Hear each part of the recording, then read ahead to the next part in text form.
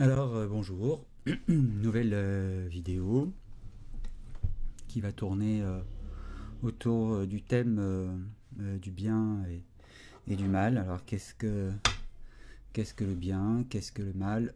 Voilà, ça c'est quelque chose qui est souvent très flou dans l'esprit des gens, alors qu'en fait ils s'imaginent que tout est clair pour eux, que le mal est bien distinctif du bien et inversement, que le bien est distinctif du mal. Il faut bien comprendre que ça c'est une forme de perception qui est euh, comment dire conditionnée encore une fois euh, par notre éducation, hein, surtout et avant tout. Les bouddhistes, encore une fois, n'ont pas la même perception de ce qu'est le bien et le mal, en ce sens que pour eux, le bien et le mal n'est qu'un point de vue relatif, et nous sommes en effet dans un monde de relativité, à savoir que euh, le bien ne peut exister que à travers le mal et vice versa. Donc on comprend bien que le mal et le bien en soi n'existent pas, c'est juste une valeur qui est encore une fois liée à un conditionnement général, à la fois familial et puis ensuite social, voire aussi conditionnement religieux. Et le bouddhisme n'est pas une religion, le bouddhisme est un art de vivre, une tradition, un art de vivre. Une tradition qui se transmet, qui débouche en fait sur un art de vivre. Et donc un art de vivre, c'est aussi un art de comprendre. Donc ce qui nous ramène à l'idée que le bien et le mal est une chose qu'il faut bien comprendre en effet, et comme tout le reste. Et beaucoup de choses qui ont été acquises dans notre conditionnement ont été faites sur la base de la compréhension. Ça, c'est vraiment un principe qu'il faut bien comprendre. Chaque chose qu'on nous a enseigné, chaque comportement qu'on devait avoir, on nous a fait comprendre comment et pourquoi l'avoir, et pourquoi se comporter ainsi, pourquoi penser ainsi et pas autrement. De la même manière, si l'on veut en effet approcher le bien et le mal sous un autre angle, eh bien, il faut déjà se départir en effet du conditionnement qui consiste à dire que quand on fait du bien, c'est quand on agit de telle et telle manière, et quand on fait du mal, c'est quand on agit de telle et telle manière. Ça, c'est le béaba, celui qui, ou celle qui n'est pas dans la capacité de pouvoir remettre en question les a priori et les perceptions qu'il a du mal et du bien, ne pourra pas découvrir en fait ce que ces deux opposés signifient réellement, et quelle est la perception juste de ce qui est en apparence ces deux opposés. Je prends un exemple tout simple qu'on voit dans la vie quotidienne. Si une personne m'insulte, cela me blesse, je considère que la personne me fait du mal. Si je vois à la télé une personne en tuer une autre, je considère que celle qui s'est fait tuer est la victime, celui qui tue est le bourreau, donc il y a forcément l'idée que le bourreau a forcément fait du mal. Donc ça, c'est les visions qu'on a au quotidien, sans compter après les images qu'on peut avoir de soi quand on pense avoir mal fait quelque chose, ou avoir fait des erreurs et des fautes. Enfin voilà, c'est... Alors que finalement, de mon point de vue, tout est parfait. C'est-à-dire que les choses doivent vraiment se passer ainsi. La preuve, c'est qu'elles se passent ainsi.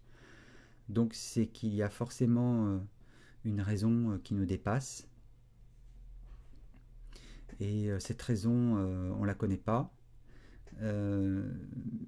Mais ceci dit, les choses se passent ainsi, c'est qu'elles doivent se passer ainsi. Et la première étape, évidemment, encore une fois, est de remettre en question la notion du bien et du mal.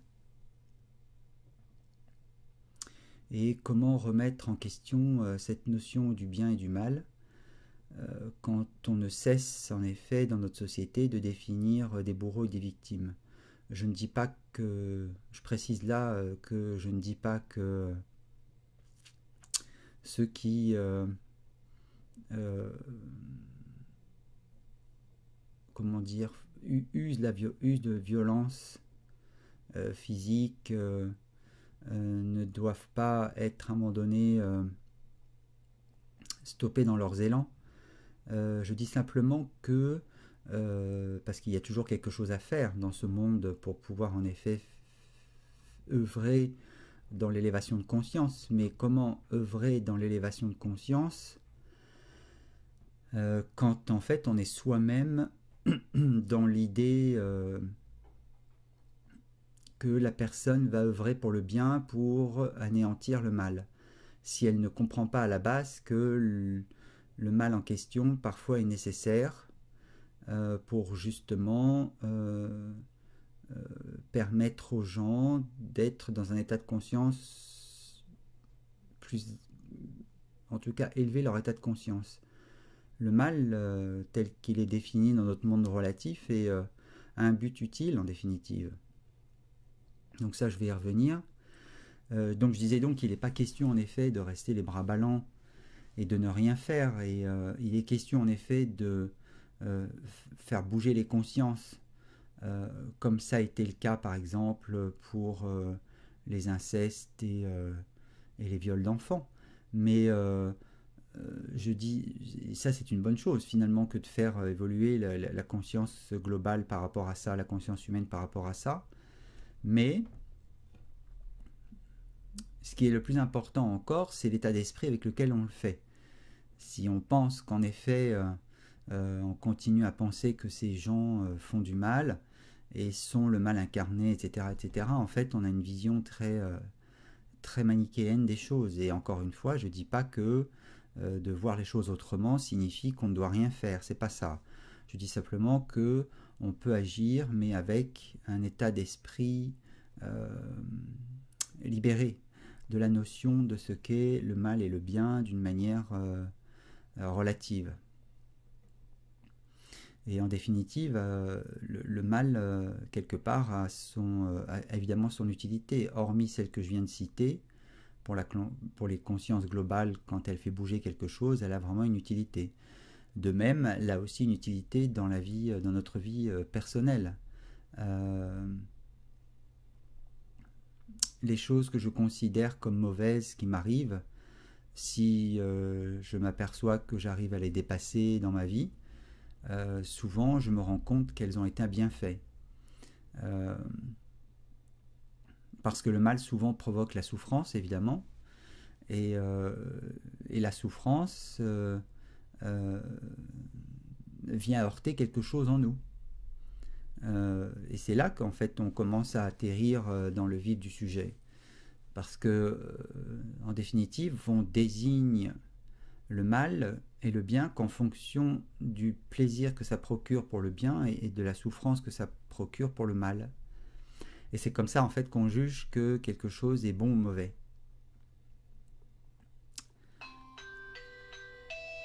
Voilà, merci le téléphone. Donc, ce qui est à reconsidérer évidemment, c'est l'interprétation qu'on en a, c'est la considération qu'on a du mal. Et là, en l'occurrence, on voit bien que une personne vous insulte, une personne en tue une autre, et on considère en effet, en tout cas ça a comme impact le fait de nous faire souffrir, pour X ou Y raison, encore une fois, parce que chacun en effet a toujours sa perception très personnelle d'un fait, même si il est vécu par 100 millions de personnes, il y aura toujours de toute façon des clivages dans la manière dont les choses sont perçues, puisque c'est, encore une fois, on a la lecture des choses en fonction d'un conditionnement. Donc, en tous les cas, quoi qu'il en soit, les personnes en souffrent, et elles considèrent dès lors que si elles en souffrent, c'est que le fait ou la personne est mauvaise, ou le fait est mauvais. Et par conséquent, qu'il faut réagir et rentrer en combat contre ce qui est mauvais. Alors d'abord, première chose, rentrer en lutte contre ce qui est mauvais, bien souvent ne fait que l'alimenter. Souvent, comment dire, c'est exactement même ce qui se passe, puisque c'est ce sur quoi on porte son attention.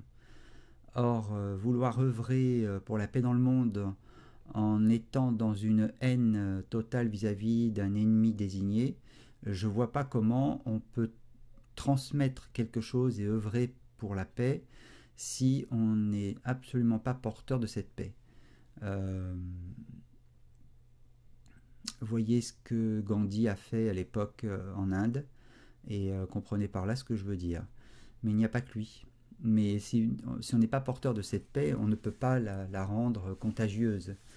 Or, les choses sont contagieuses. La paix est contagieuse, la peur est contagieuse aussi. Donc, si on n'est pas libéré de cette paix, comment œuvrer pour la paix dans le monde si on porte la haine et la colère vis-à-vis d'une institution, d'un groupe de personnes, bref. Ça me paraît complètement dérisoire et voire même complètement caduque. Puisque de toute façon, derrière les beaux discours, il y aura toujours un jour une attitude qui fera que cette colère ressortira et que ça sera elle qui sera... en fait, elle fera dégringoler tout ce pourquoi on a voulu œuvrer, même si pendant 30 ans de notre vie, on a prêché la bonne parole et le bon discours, et qu'un jour, le vernis craque et qu'on finit par... avoir des propos qui sont issus de la colère ou de la haine, et forcément tout ce qu'on aura pu faire pendant 30 ans en fait partira, volera totalement en éclats en l'espace d'une minute. Donc il faut être absolument convaincu que c'est bien notre état d'esprit qu'il faut changer par rapport à la notion du bien et du mal. Encore une fois, parce que si quelqu'un me fait quelque chose et que ça me fait et que je ressens du plaisir, je considère que cela me fait est le bien, et si quelqu'un en effet ou un événement se produit et se manifeste et que cela me fait souffrir, je considère que c'est le mal. Mais il faut en fait voir les choses d'une autre manière. Ce qui souffre en nous s'appelle le moi. En bouddhisme, on considère que le moi n'est qu'un enchevêtrement et un embriglio de conditionnements entremêlés, parfois même contradictoires. Nous sommes bourrés de contradictions, ça de toute façon vous l'avez déjà remarqué, hein. On veut, je sais pas moi, monter sur scène et briller, être connu, et en même temps au moment où on est sur l'estrade, au moment où c'est à nous de nous montrer, en fait on est complètement pétri de peur, on n'a qu'une envie, c'est de se barrer. Ceci est une contradiction, il y en a des tas d'autres comme ça. On veut se marier, et puis voilà, le jour où en effet c'est le jour J, on est complètement dans un état de stress, on ne sait même pas pourquoi d'ailleurs, hein, parce que c'est censé être un jour de plaisir, non pas de stress, mais pour autant le stress est là. Donc voilà, donc je disais, le moi est une construction de, comment dire, de conditionnements successifs. D'ailleurs, j'ai tendance personnellement à penser que on met quelques années à construire ce moi, et on peut mettre des années, voire toute une vie en fait à le dissoudre. Et c'est bien là le but finalement de toute vie, c'est d'arriver à dissoudre ce moi. Pourquoi? Parce que ce que les faits l'effet qui se manifeste et les propos de certains ou de certaines à notre encontre, si elles viennent heurter quelque chose en nous, ça n'est sûrement pas notre conscience, contrairement à ce qu'on pourrait penser. En tous les cas, ce n'est pas elle qui est heurtée. Ce qui est bien heurté, c'est notre partie en nous qui est conditionnée, donc notre moi. Donc c'est lui qui considère que les choses sont sous un aspect bon ou mauvais, mal ou bien. Et encore une fois, nous sommes évidemment dans son monde de relativité où le jour et la nuit existent. L'hiver, l'automne, le printemps, l'été, tout ça, ça existe. Mais ça fait partie, on est encore une fois, d'un tout. Comment en effet avoir un meilleur printemps et un bon été si à la base les feuilles des arbres ne sont pas tombées, pour pouvoir justement recouvrir le sol et le protéger de la neige quand la neige va arriver, pour qu'ainsi les jeunes pousses qui sont en phase de naissance puissent en effet naître. Et pour ça, il faut bien en effet qu'il y ait quelque chose qui meurt pour permettre la renaissance de quelque chose d'autre. Donc je reprends là où j'en étais, ça c'était une digression. Mais je reprends là où j'en étais, c'est-à-dire à savoir qu'il y a un centre en nous qui réceptionne les choses et qui les interprète, et cet espace en nous qui les interprète et qui les réceptionne s'appelle le moi. Or, en l'occurrence, le travail qu'on a à faire et pour se libérer de la souffrance finalement qui est engendrée, c'est bien de changer le système de perception avec lesquels on traduit les choses. Et c'est à partir de là, en fait, qu'on considère que le bien et le mal est quelque chose de vraiment très relatif et que ça n'est plus quelque chose d'absolu. C'est en commençant à comprendre que le mal a son utilité. Je vais juste donner un exemple, encore une fois, que tout le monde connaît. Je fais référence encore à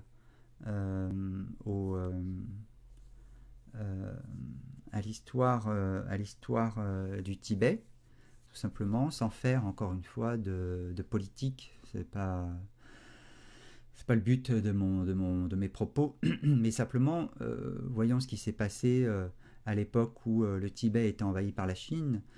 Si à l'époque on avait été témoin de ça, on aurait l'ego se serait emparé de ça en disant mais voilà le mal qui agit et le Tibet est anéanti, les moines ont été tués, donc et c'est une très mauvaise chose. Cependant,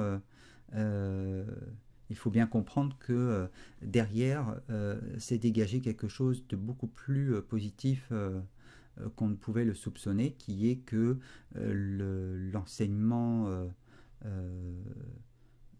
de Bouddha, en fait, en définitive, s'est éparpillé dans le monde entier, puisque les survivants, les moines survivants, ont dû s'exiler, et à partir de là, en fait, reformer, comment dire, des groupes pour continuer à enseigner le bouddhisme, et finalement, le bouddhisme s'est éparpillé partout sur la planète. Donc on voit bien que si on se contente de l'interprétation première que le moi peut donner par rapport au mal, c'est-à-dire là en l'occurrence par rapport aux Chinois, si on s'en arrête là, c'est avoir une vision assez manichéenne, parce qu'encore une fois, il y a l'idée que ça crée de la souffrance en nous, parce qu'on trouve ça injuste, parce qu'il y a eu des moines qui ont été torturés, et des moines qui ont été tués, et tout ça au nom de quoi? Enfin voilà, et donc chacun peut s'emparer à un niveau personnel de l'histoire du Tibet pour des raisons politiques, pour des raisons personnelles, pour des raisons conceptuelles, pour des raisons idéologiques. Quoi qu'il en soit, de toute façon ça crée de la souffrance parce que la perception n'est pas juste, tout simplement. Et en définitive, le mal a vraiment son utilité, à la fois parfois à un niveau planétaire, social, mais aussi au niveau personnel. Et ici, le niveau personnel, c'est que comment dire,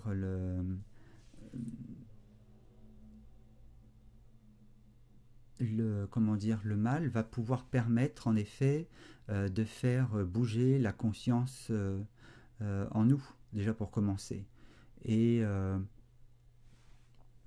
et comment dire, et ça c'est une des premières choses essentielles. Qu'est-ce que j'entends par faire bouger la conscience en nous? C'est-à-dire que le mal, si on sait l'utiliser et non pas le subir, ça devient en fait quelque chose de très constructif en nous. Parce qu'encore une fois, un fait arrive, une personne prononce des paroles, celles-ci nous font souffrir, et donc cela heurte une partie en nous qui s'appelle, comme je le disais tout à l'heure, le moi, à l'instar du soi qui, lui, n'est jamais perturbé par quoi que ce soit. En tous les cas, il y a l'idée que quelqu'un de centré va pouvoir ressentir de la douleur, mais parce qu'évidemment, le Tibet envahi ou des morts pour X ou Y raison dans le monde, évidemment que ça qu'on ne peut pas rester neutre par rapport à ça, et là c'est pas non plus ce que je dis, hein, c'est pas de devenir complètement insensible, et de toute façon on ne peut pas être insensible, on est doté de cette sensibilité qui est à chaque fois très propre avec un certain degré, et donc cette sensibilité est heurtée, mais la tristesse passe au profit derrière d'une compréhension, ainsi que la colère peut passer. Elle ne reste pas, mais au profit toujours d'une compréhension plus vaste derrière. Et c'est cette compréhension plus vaste qui est en jeu. Et finalement, le mal a son utilité parce que, encore une fois, il y a l'idée, à un niveau personnel, qu'elle va faire remonter en nous, enfin tout du moins, le mal va pouvoir permettre de faire bouger quelque chose en nous qui va se manifester et qui va s'appeler tristesse, colère. Donc ça, c'est la première vague, j'allais dire. C'est la vague d'émotions.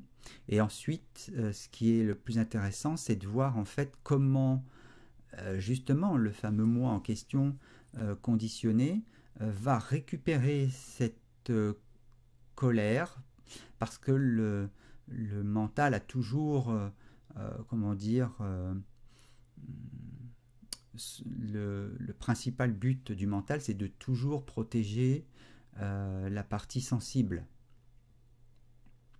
C'est très compliqué pour nous d'être envahis juste par la colère et de la vivre, juste la vivre et la laisser mourir, et on ne sait pas faire ça, et on ne sait pas vivre la tristesse et la laisser mourir. Il faut absolument que le mental cherche à nous protéger de nos propres émotions, et donc de ce fait il va très vite atténuer le ressenti, et va commencer finalement à donner des justificatifs à ce ressenti. Quand je dis des justificatifs, c'est-à-dire qu'il va commencer à commenter le ressenti. Donc en gros, c'est un tel me dit quelque chose, un tel me lance une insulte. Je sens en moi qu'il y a une partie en moi qui prend ça en pleine figure. Donc sous-entendu le moi, hein, pas la conscience. La conscience, c'est ce qui permet finalement de, j'allais dire, de prendre conscience que quelque chose se manifeste en nous. Voilà, donc la conscience est neutre. Mais c'est grâce à cette fameuse conscience que on peut voir ce qui se manifeste en nous. Donc quelqu'un m'insulte, je prends ça en pleine figure, comment dire, il y a une contraction en moi qui se crée avec de la colère ou de la tristesse selon le cas. Et comme je ne suis pas conditionné à pouvoir vivre ma colère et ma tristesse de manière simple, c'est-à-dire je la laisse monter en moi, je la laisse vivre. Alors ça ne veut pas dire laisser vivre, ça ne veut pas dire que je tape l'autre pour le faire taire, hein, c'est pas ça. Hein. Quand je dis laisser vivre, c'est la laisser s'exprimer et la laisser se manifester. Et puis normalement la laisser mourir, c'est-à-dire qu'il y a quelque chose qui monte, il y a quelque chose qui s'en va. Tout est changeant en nous, rien n'est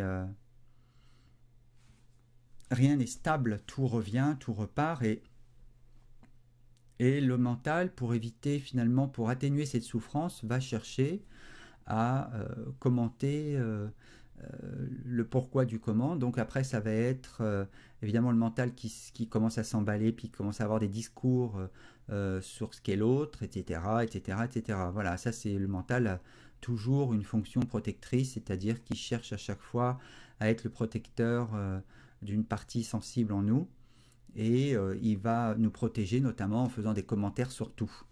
Voilà, donc c'est si les gens avaient assisté à l'époque à l'invasion du Tibet, bah oui, au départ c'est la colère, et puis plutôt que de vivre la colère à fond, c'est-à-dire de juste la vivre pour la vivre sans la commenter, bah du coup on s'aperçoit qu'elle naît, et puis qu'elle explose, qu'elle vit, puis qu'elle finit par s'éteindre d'elle-même, au profit toujours d'une compréhension plus vaste.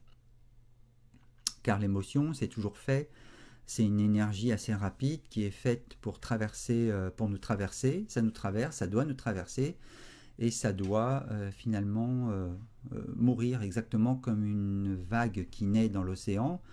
Elle croît, elle prend de l'ampleur, et elle finit par mourir sur la plage, voilà, sur le sable, et ensuite retourner de là où elle vient. Bref. Donc on comprend bien que, je ne sais pas si vous arrivez à me suivre, mais on comprend bien que le mal et le bien, c'est bien en effet une perception de ce moi conditionné qui désigne, là encore une fois, les choses mauvaises parce que il y a une souffrance qui se crée en nous. Mais la souffrance a son utilité, c'est que quand il y a une chose qui est désignée comme le mal se manifeste, c'est seulement à ce prix-là qu'on peut voir ce qui bouge en nous et ce que le mental commence à raconter à propos de ce qui se passe, à propos de ce qui est dit, à propos de ce qu'on entend, à propos de ce qu'on perçoit. Or, c'est bien la manière de percevoir les choses qui est à changer, parce que c'est en changeant la perception des choses que la souffrance finalement disparaît.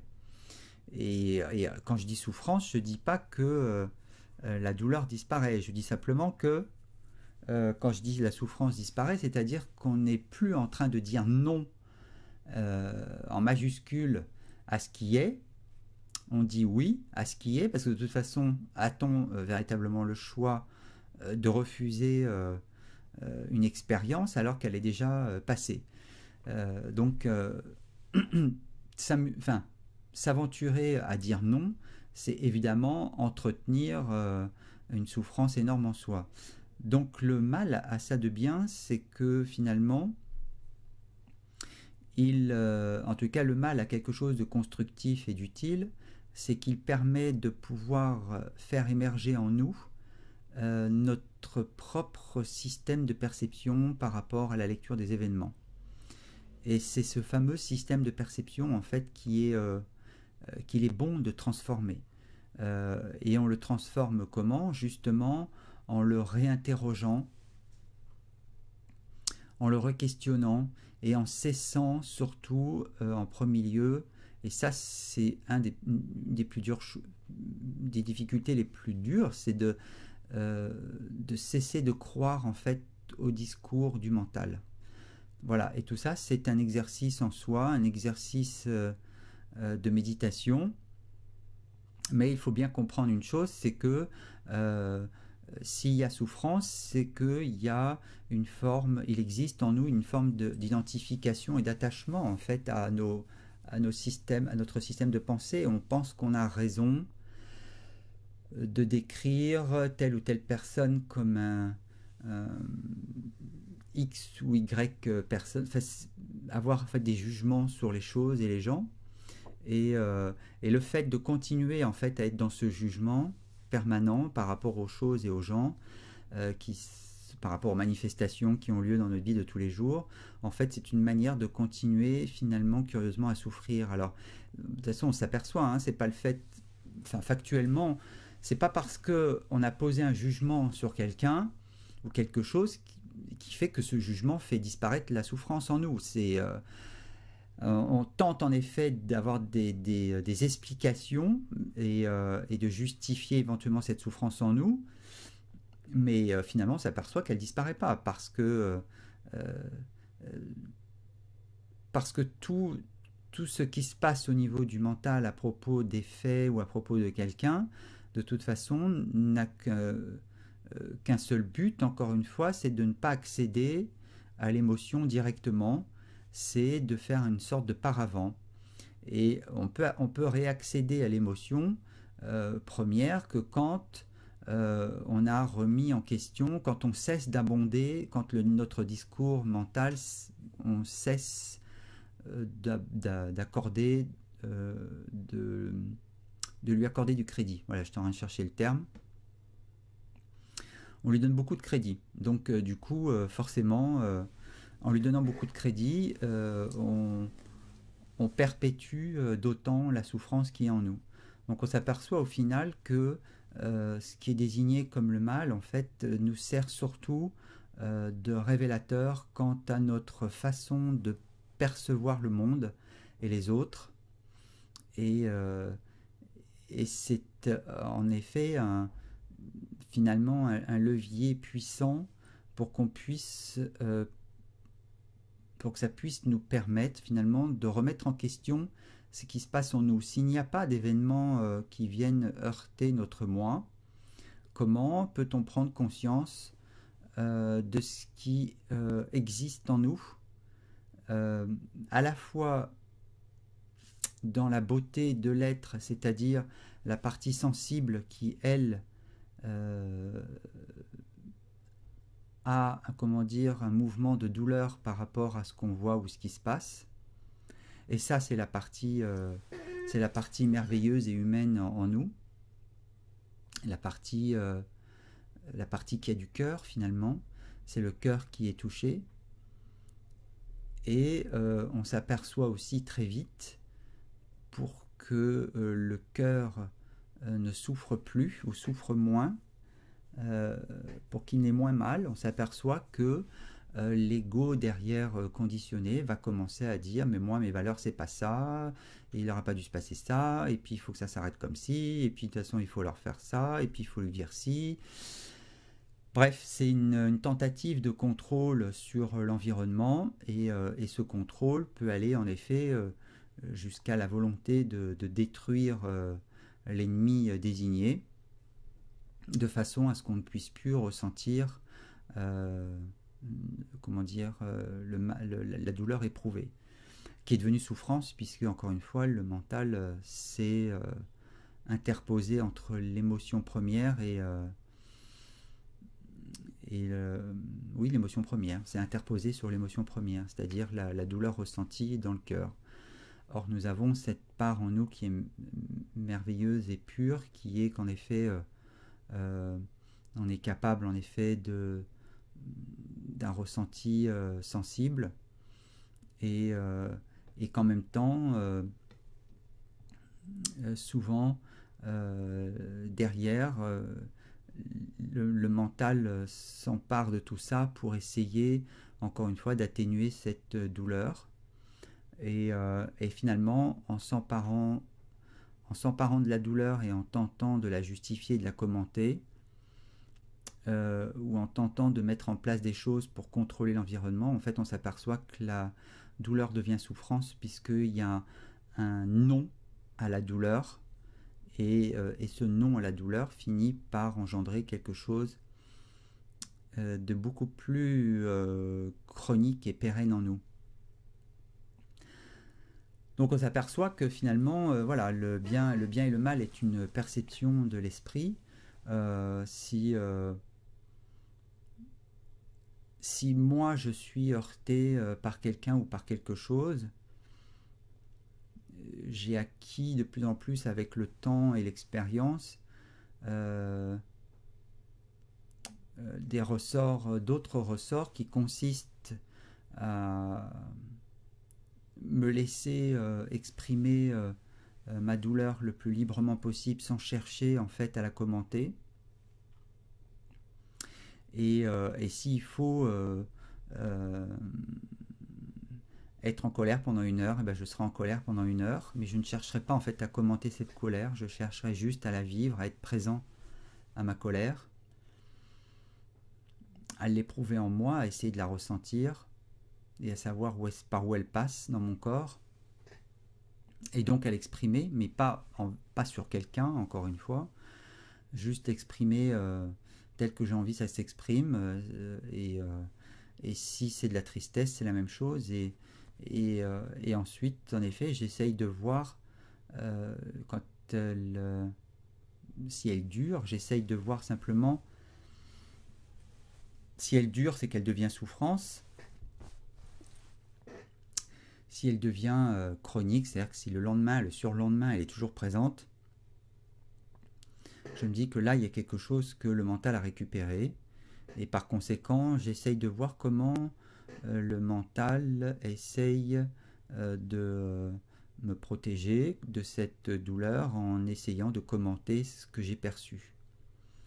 Or, c'est bien en effet le système de perception qui est à remettre en question, et par conséquent, se passe la deuxième étape, si je m'aperçois que la douleur est devenue souffrance, se passe la seconde étape où je commence en effet à instaurer un dialogue avec moi-même, comme si je questionnais un enfant par rapport à ce qu'il a vu ou entendu et ce qu'il en a compris, en sachant encore une fois qu'il n'est pas question de continuer à croire ce que le mental nous raconte, mais bien en effet de remettre tout en question.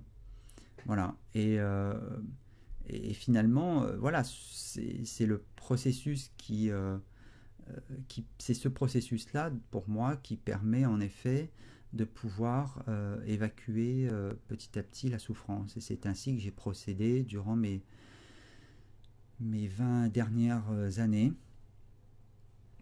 C'est à force de ne plus m'attacher, de ne plus m'identifier à mes propos du mental, que j'ai commencé à comprendre que ce qui souffrait en moi, c'était comment dire, un ego qui avait mal compris les choses et mal compris l'utilité de chaque chose, et parce qu'il y a une utilité pour tout.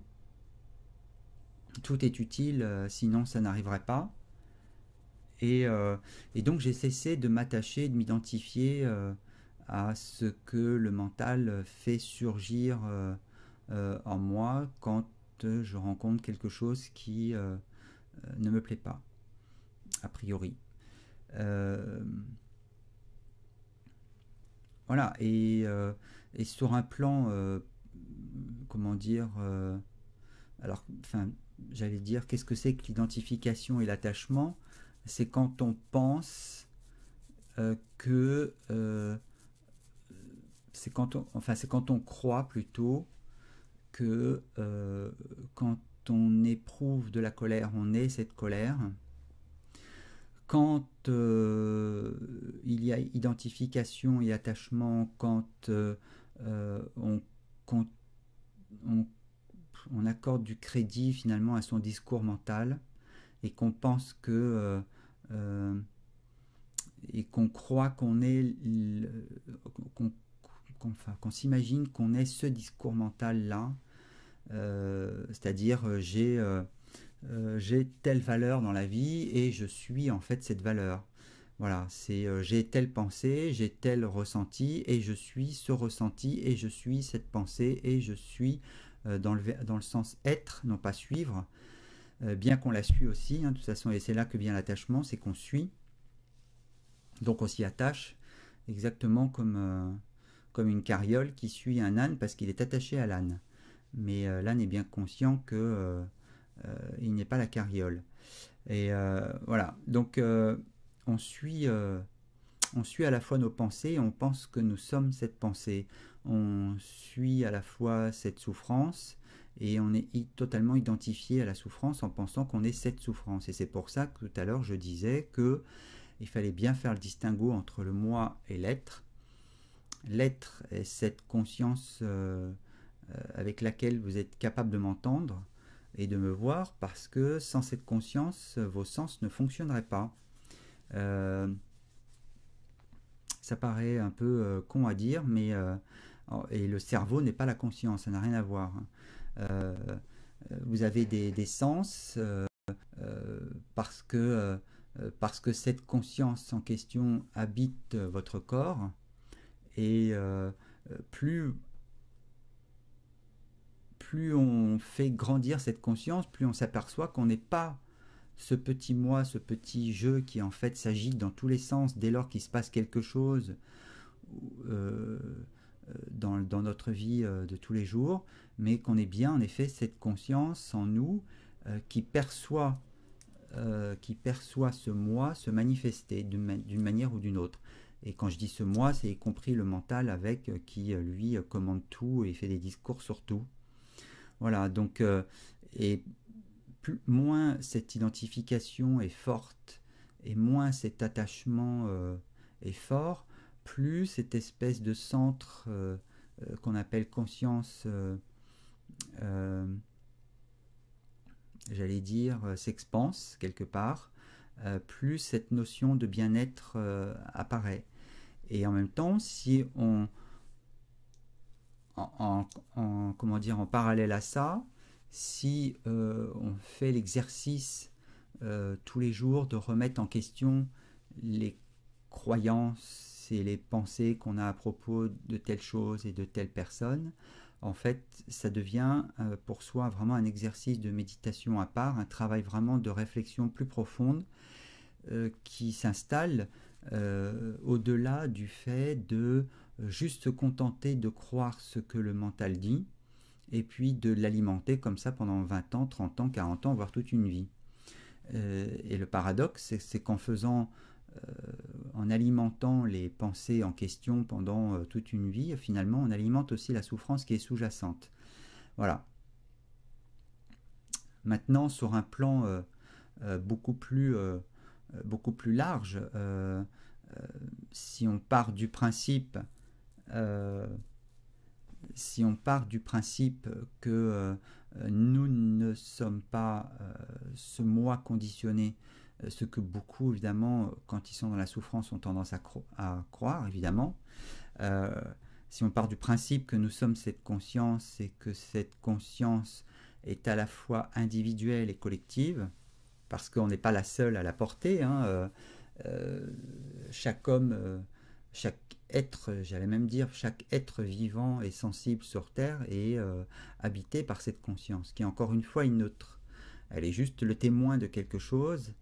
Elle ne se contente pas, elle se contente simplement d'observer ce qui se passe. Elle n'est pas agissante. C'est une autre partie en nous qui décide, qui décidons de, comment dire, c'est une autre partie en nous qui décide de ce que l'on va faire à partir de ce que cette conscience perçoit. Et c'est cette partie en nous, cette partie charitable et faite de bonté qui peut œuvrer dans le monde ou œuvrer pour soi ou pour un cercle plus restreint pour justement permettre aux autres de monter en conscience. Et c'est pour ça que je reprenais l'idée des enfants violés, par exemple, ou des incestes. C'est que voilà, depuis une trentaine d'années, on voit que plusieurs personnes ont œuvré dans ce sens-là pour cesser, en effet, que ces faits cessent. Seulement, dans quel état ces personnes l'ont fait? Souvent, ce sont elles-mêmes éventuellement, comment dire, elles sont elles-mêmes concernées par le sujet parce qu'elles l'ont vécu dans leur expérience propre, ou alors ce sont des personnes qui ont été heurtées par la violence des faits et qui du coup ont repris aussi le flambeau. Elles avaient toutes de toute façon un lien avec cette fameuse violence, parce que là il s'agit quand même d'une violence physique dans le cas de la sexualité. Et avec, comment dire, entre un adulte et un enfant, donc deux personnes qui ne sont pas appropriées pour ce sujet-là. Et ce sont ces mêmes personnes, finalement, enfin les personnes qui se sont senties concernées par le sujet, qui ont cherché à œuvrer dans le monde pour faire des lois, pour prendre des dispositions, pour bien faire prendre conscience qu'à un moment donné, cet acte avait des, comment dire, des répercussions. Ce qui a permis finalement petit à petit qu'on comprenne. Alors quand je dis violence aussi sur l'enfant, on passe aussi sur un stade beaucoup plus large, hein, parce que maintenant on en est aussi à s'apercevoir que l'enfant, on en est à prendre conscience que l'enfant ne doit pas être tapé. Ce qui à mon sens est assez juste. On peut faire comprendre beaucoup de choses à un enfant sans qu'on ait à le frapper. Mais vous avez encore des parents qui frappent les enfants et puis qui vont vous dire pourquoi ils le font. Et c'est là où le fameux mental en fait s'immisce dans tout. C'est-à-dire que si on parle à ces mêmes personnes de la violence, elles vont trouver ça horrible.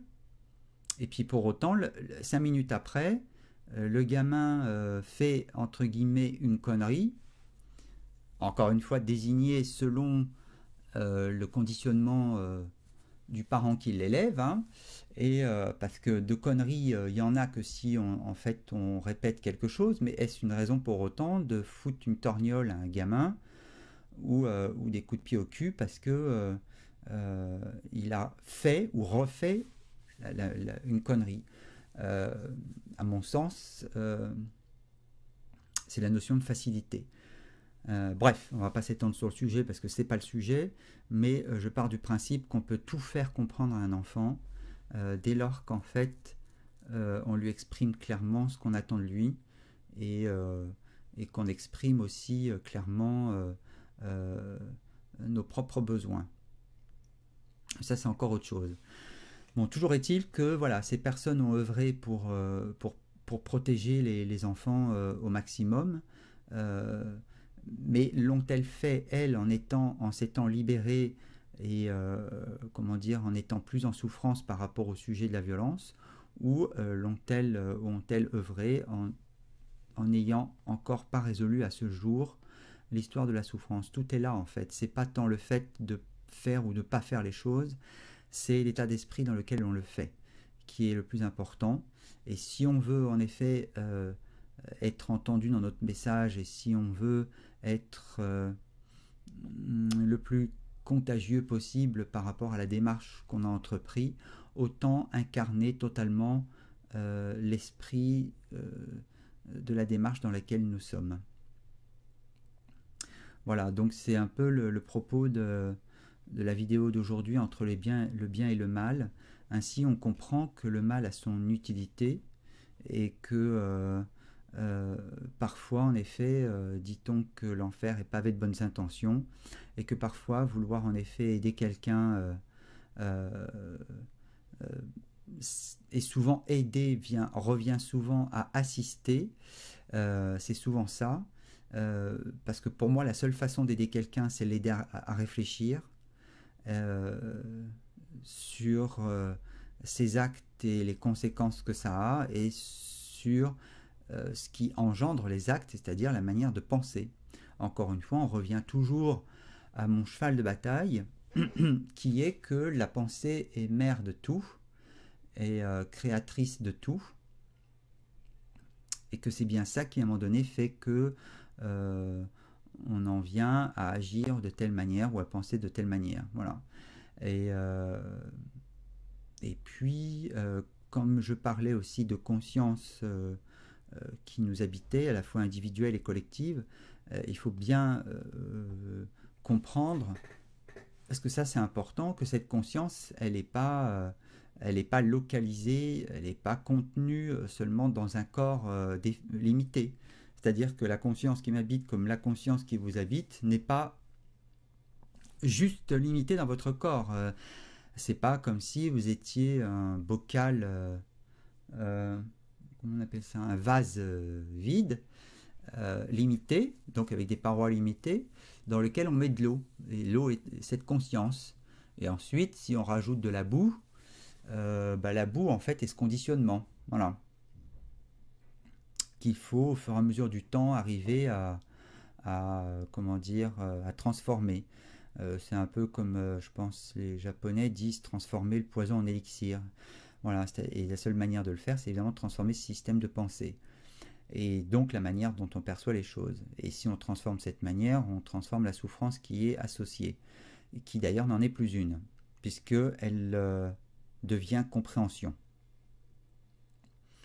Pour revenir à la conscience, donc c'est comme si cette conscience, l'eau était la conscience, et qu'on remplit un vase. Il ne faut pas s'imaginer que la conscience qui nous habite est limitée par ce corps. En fait, elle est à la fois en dedans, parce que nous sommes un ensemble de stimuli nerveux et sensibles.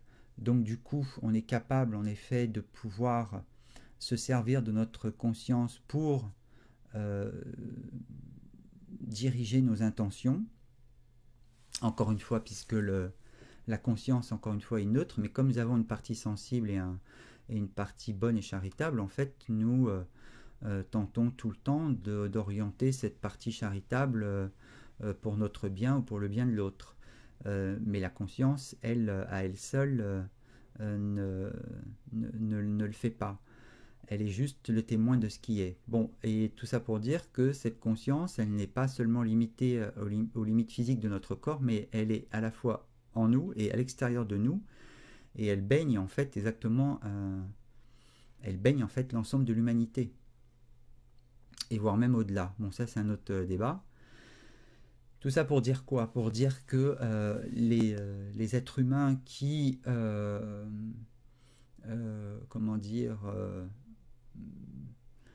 œuvrent dans la violence, et quelle que soit la raison pour laquelle ils le sont, il faut bien comprendre que eux aussi sont porteurs de cette même conscience, sauf que ils en sont arrivés à un point tel qu'ils sont complètement embarqués, dominés par justement ce mental qui a au fur et à mesure des années pris le dessus pour faire taire petit à petit cette partie sensible en eux qu'ils ne savaient pas gérer, et qui a fini par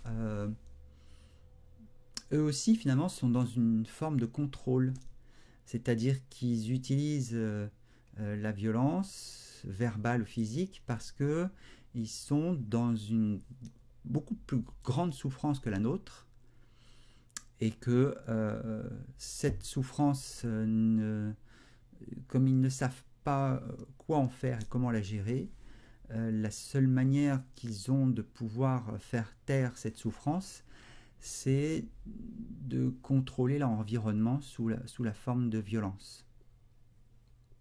Voilà. Alors, comment dire, la souffrance qui est présente peut être aussi liée à comment dire, à un plaisir perdu, parce que c'est aussi ça, hein, ça peut être l'expression d'une souffrance parce qu'il y a vraiment une souffrance, et là pour le coup parce qu'il y a eu pour la personne peut-être dans son vécu des sentiments d'injustice répétés, et c'est même sûrement le cas d'ailleurs, mais ça peut être aussi parce que la personne a eu l'impression de perdre un plaisir qu'elle n'éprouve plus, et pour elle ça devient violent et ça devient une vraie souffrance, et elle tente en effet de retrouver ce plaisir par n'importe quel moyen, et souvent au détriment en fait d'autrui. Donc voilà, c'est les deux aspects, parce qu'il faut bien comprendre que si on en arrive à des histoires de viol, c'est qu'on cherche en effet à retrouver un plaisir personnel qui a été perdu, qui a créé de la souffrance, et qui du coup on vient à utiliser l'autre comme un, comment dire, comme un moyen pour pouvoir retrouver ce plaisir perdu. Donc on en arrive finalement à la même chose, c'est qu'on est de toute façon violent. Finalement, où sont, après tout ce que je viens de dire, où sont les bourreaux, où sont les victimes? En fait, on s'aperçoit que tout ça, c'est très relatif. Où est le bien, où est le mal? Tout ça, ça devient très très relatif. Et encore une fois, on est dans ce monde relatif. Quand on comprend qu'en effet, une personne qui en arrive à user de la violence physique est une personne qui finalement ne sait plus du tout comment gérer sa propre souffrance, comment l'évacuer ou l'éliminer, et finit finalement à force de souffrance répétée à un degré très aigu de celle-ci, et pour pouvoir en effet le seul moyen qu'ils aient de faire taire cette souffrance, c'est de commencer en fait à contrôler leur environnement et de modéliser l'environnement à ce qu'ils pensent qu'il devrait être et non pas ce qu'ils pensent qu'il est. Et eux aussi, de leur côté, ont l'impression finalement d'œuvrer pour quelque chose de bien et qui pensent que le reste de la société ou d'un petit groupe en fait œuvre pour le contraire, le mal. Donc tout ça c'est très relatif et il faut bien comprendre que les êtres qui subissent et les êtres qui comment dire, commettent des actes X ou Y, tous les deux en fait sont habités par cette conscience seulement, et tous les deux finalement sont habités par les mêmes souffrances, et seulement cela engendre à chaque fois des effets, des conséquences différentes.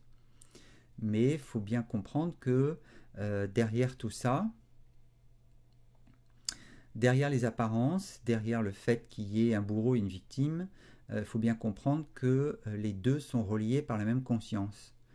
Et quand je dis conscience, je ne dis pas les mêmes intentions, je dis la même conscience, c'est-à-dire habité par cette conscience qui nous habite, une conscience plus vaste, qui, elle, encore une fois, est neutre et ne fait qu'observer ce que le violent fait et ne fait qu'observer ce que la victime subit. Et ne fait qu'observer. Et les deux sont pris dans une même expérience et les deux sont dans une forme de souffrance. Tant qu'on ne comprend pas la personne violente comme une personne qui souffre, et bien souvent, pour reprendre des exemples plus larges sur les gens qui abusent les autres, bien souvent ce sont des personnes qui elles-mêmes ont souffert d'abus. Donc on voit bien en effet comment souvent une victime peut se transformer en bourreau, et là encore, pourquoi? Parce qu'il y a l'idée de ne plus ressentir cette souffrance, pour ne plus ressentir cette souffrance, la seule manière c'est d'exprimer sa violence envers quelqu'un parce qu'ils ont le sentiment que cet exutoire va leur permettre en effet d'atténuer cette souffrance. Mais la souffrance est encore plus grande parce que c'est sans compter sur le fait que d'abord que c'est pas comme ça que ça fonctionne, et et que la culpabilité peut se loger aussi là-dedans. Enfin bon, bref, c'est vraiment un embriglio pas possible. Tout ça pour dire que finalement, il y a une conscience globale qu'on peut après appeler conscience universelle, Dieu, ce que vous voulez, conscience cosmique, l'univers, tout ça, en fait, qui finalement, derrière, œuvre pour le tout. C'est-à-dire que, encore une fois, une personne violente ne naît pas violente, elle le devient exactement comme Hitler l'est devenu par rapport à son histoire personnelle. C'est son histoire personnelle, et ce qu'il en a compris, là encore une fois, parce que c'est toujours pareil, on en revient encore au même, hein, c'est comment Hitler a perçu ses propres expériences antérieures, et qui fait qu'il est devenu ce qu'il est devenu. Là encore, c'est vraiment l'expression d'une vraie souffrance. Euh, une personne sereine et apaisée de son histoire, évidemment, n'agit pas comme ça. Donc on se rend bien compte que c'est bien la manière dont la personne a à la fois acquis son conditionnement, puis à la base, à partir de son conditionnement, a commencé à percevoir comment dire, les expériences vécues. C'est bien à partir de ce conditionnement-là comment dire, ont orienté une manière de lire les expériences vécues. Or, force est de constater que Hitler, comme tant d'autres tyrans, même ceux qui sont à l'œuvre aujourd'hui dans notre vie, ont mal digéré, ont mal compris les différents événements qu'ils ont traversés. Donc, ils en sont arrivés à ce degré de violence. Parce que derrière, il y a une souffrance qui est tout aussi violente pour eux. Donc voilà, c'est tout ça pour dire quoi? Tout ça pour dire que pour reprendre comment dire, alors je sais pas comment on peut appeler ça, quelque chose que j'avais entendu dans la sagesse bouddhiste. Voilà, je suis en train de chercher le terme. Qui disait qu'en gros, nous avons les pieds hypersensibles et il nous est impossible de marcher pieds nus sans souffrir. De même, comment devrions-nous faire pour éviter que nos pieds sensibles qui marchent sur le sol ne souffrent? L'idéal, ça serait de couvrir la terre en fait de cuir. Mais plus simple encore est de pouvoir couvrir nos pieds de cuir de façon à ne plus souffrir, ce qui revient finalement à couvrir la terre de cuir. Voilà, donc il y a dans l'idée que plutôt que de recouvrir en effet la terre de cuir, ce qui prendrait un temps complètement fou, il est beaucoup plus simple en effet de couvrir nos pieds de cuir pour éviter de souffrir. Et il en est finalement de même avec comment dire, l'aspect lié à la violence dans le monde. Si nous voulons que la violence cesse dans le monde, c'est sûrement pas en effet en la combattant, parce que finalement on la combat à partir du même pôle de violence, mais c'est bien en fait en faisant la paix en nous que nous arrivons à couvrir le monde entier de notre paix. C'est exactement le même principe. Voilà, donc alors je ne sais pas si pour vous ça va être plus clair. C'est vrai qu'après il y a vraiment une pratique à mettre en œuvre, mais je voulais aussi terminer par ceci d'une manière pour faire plus vaste et plus large encore. La douleur et plus particulièrement la souffrance, puisque encore une fois la douleur est quelque chose qui peut être très fugace et même en général est fugace. La souffrance se met en place dès lors qu'il y a un phénomène de résistance qui commence à naître, et ce phénomène de résistance, c'est le mental qui s'empare de la douleur et commence à la commenter à la fois pour soi, c'est-à-dire envers soi et pour soi, et en même temps par rapport aux autres. Mais la douleur, le mal, en fait, a son utilité, puisque il permet finalement de reconnaître ce que nous ne sommes pas, c'est-à-dire cette espèce de va-et-vient permanent de pensées qui surgissent en nous, puis comment dire, puis disparaissent, et puis reviennent, et puis redisparaissent. Cette espèce d'état changeant permanent cette espèce d'état instable qui dit que quand le soleil brille dans le ciel, eh bien on est content, on est heureux. Et puis quand 5 minutes après une averse nous tombe sur la tête, on est dans une rage folle. Parce qu'on est trempé, parce que c'est pas ce qu'on avait prévu, parce que c'est pas ce qui était prévu, et que là en fait on en arrive parfois à des états de colère intense parce que tous les projets qu'on avait conçus jusqu'ici sont tombés à l'eau justement, et voilà. Donc 5 minutes avant tout allait bien, 5 minutes après c'est la véritable catastrophe. On voit bien qu'en effet l'état en nous n'est jamais le même, qu'il y a bien en effet cette impermanence, et que finalement les différentes manifestations qui opèrent autour de nous, que ce soit à travers des faits comme les tremblements de terre ou que sais-je encore, ou des gens, font à chaque fois surgir en nous quelque chose qui n'était pas là la seconde d'avant. Et, euh, et finalement le mal a pour but finalement de bien discerner en nous ce qui est constant de ce qui est inconstant. Et ce qui est constant en nous, encore une fois, c'est cette conscience qui nous habite. Ce qui est inconstant, c'est ce fameux moi qui, en fonction des circonstances, va se sentir à l'aise, heureux et bien, et dans d'autres circonstances va se sentir malheureux. Voilà, donc je pense avoir fait le tour. Je réfléchis dans ma petite tête. C'est très difficile de toujours parler, de monologuer devant une caméra.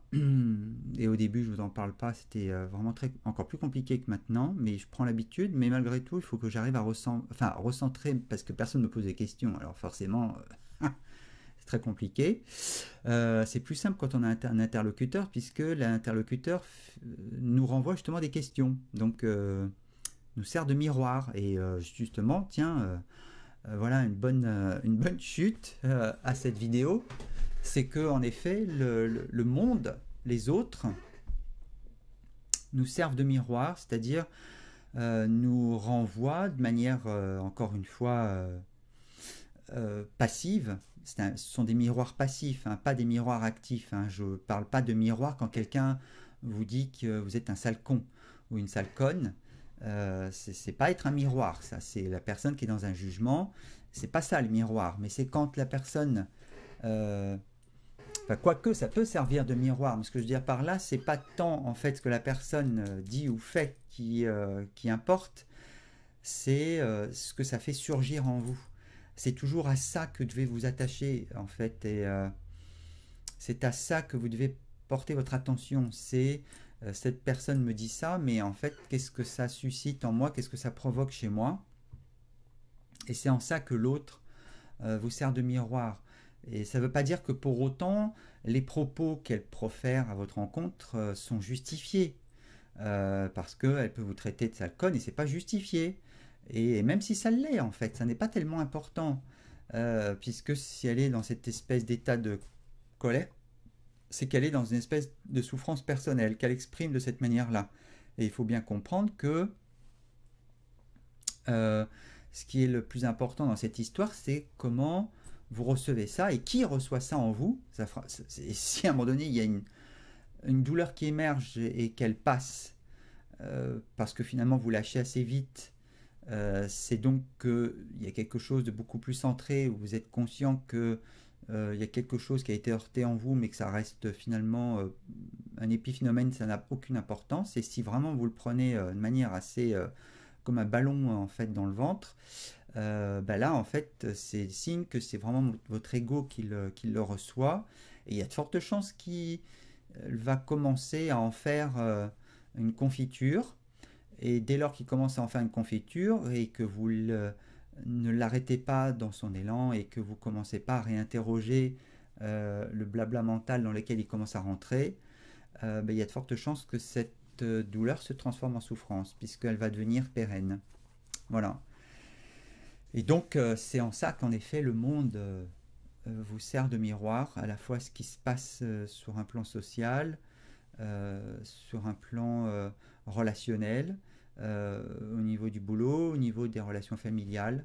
Tout ça en fait tout ce que vous nommez comme étant mauvais ou le mal, en fait, le mal en fait est au service de votre propre libération. Voilà, parce que le mal est là en fait pour vous dire tu n'es pas ça. Et il faut que tu découvres en fait au-delà de ça, au-delà de cette douleur, au-delà de cette souffrance, en fait qui tu es vraiment.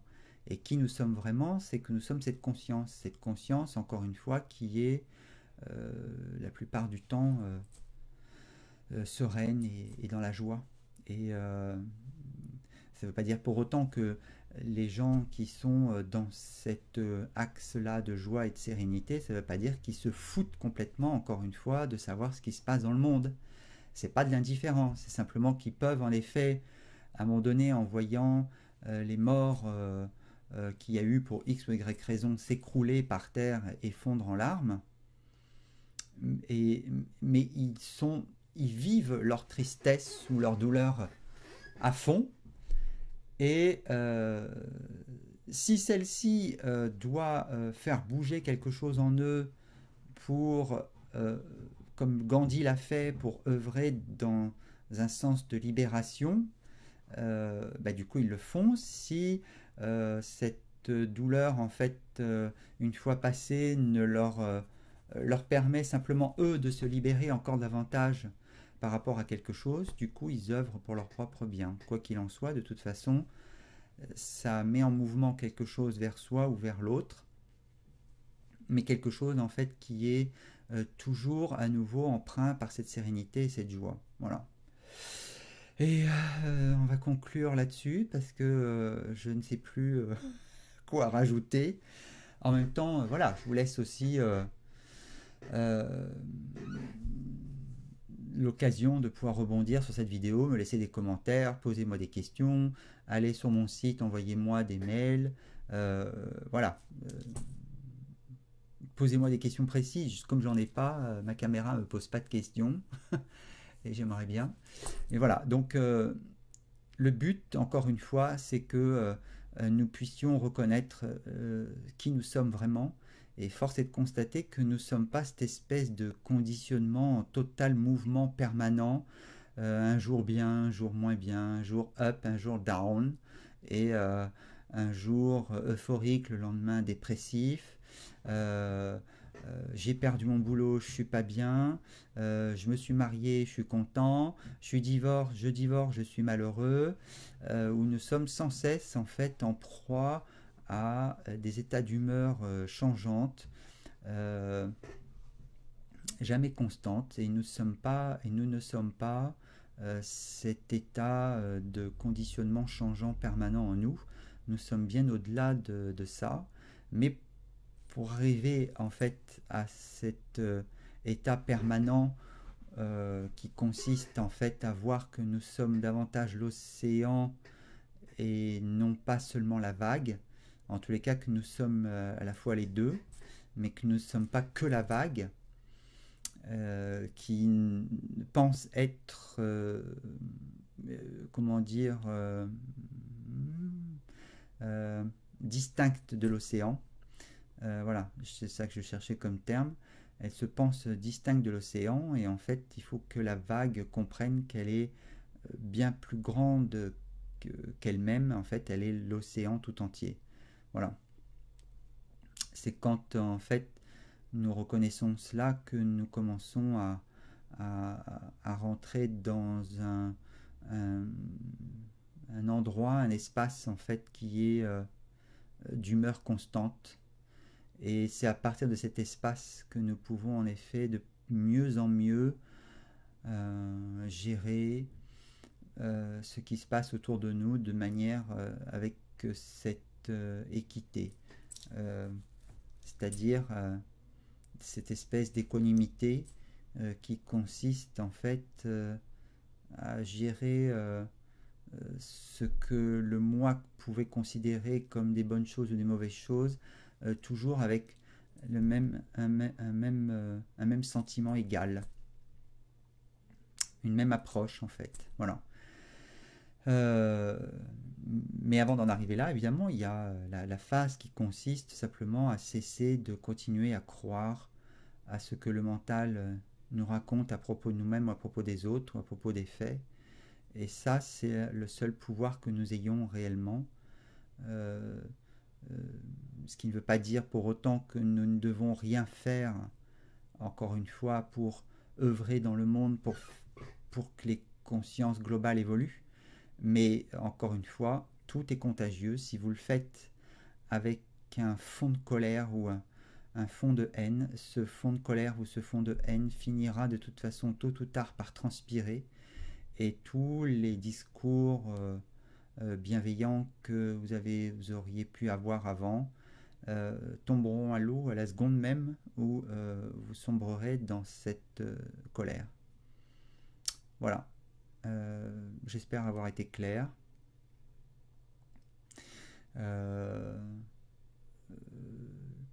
L'art de remettre évidemment en question notre système de pensée s'appelle la psychomaïotique. Vous avez le bandeau qui défile normalement, si ça fonctionne, en bas de cette vidéo.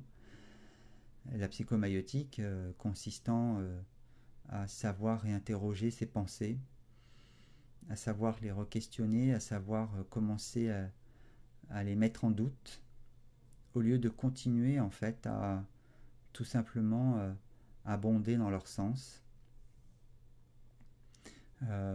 Et ça peut être des pensées toutes bêtes, qui est que la pensée que vous avez vécu par exemple une expérience douloureuse dans une relation, et puis vous dites cette personne m'a rejeté, cette personne ceci, cette personne cela, et moi j'aurais dû, j'aurais pas dû, et moi, et finalement ça n'aurait pas dû se passer comme ça.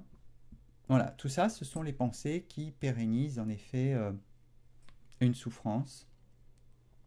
Et plus on continue à croire que les choses auraient dû se passer autrement, plus on continue à dire que désigner l'autre comme étant un bourreau, c'est-à-dire l'autre m'a rejeté, et si je souffre, en fait, c'est parce qu'il m'a rejeté. Si on commence à continuer à être persuadé de ça, c'est clair qu'il ne faut pas chercher. La souffrance continuera de même. Or, commencer à réinterroger tout ça consiste finalement à changer de point de vue et de changer de système de perception, et donc acquérir oui, c'est ça, acquérir de nouveaux yeux et de nouvelles oreilles par rapport à la manière dont on a regardé ou entendu les choses. Et pour ça, le seul retour est à soi, en sachant que les faits sont les faits, mais que la manière dont nous commentons les faits, en fait, change tout dans la perception de ces faits en question, et peuvent d'eux-mêmes, en fait, faire s'écrouler la souffrance. Voilà, petite vidéo finie, en espérant que ça vous aura été un peu utile. Voilà, parce que ça pour moi c'est un cheval de bataille important. Encore une fois, c'est toujours être le plus concret possible si je peux, et être utile. Et je fais en sorte maintenant dans ma vie que mes pensées soient utiles, bienveillantes et constructives. Voilà, bien à vous, bonne journée, et puis pour une prochaine vidéo.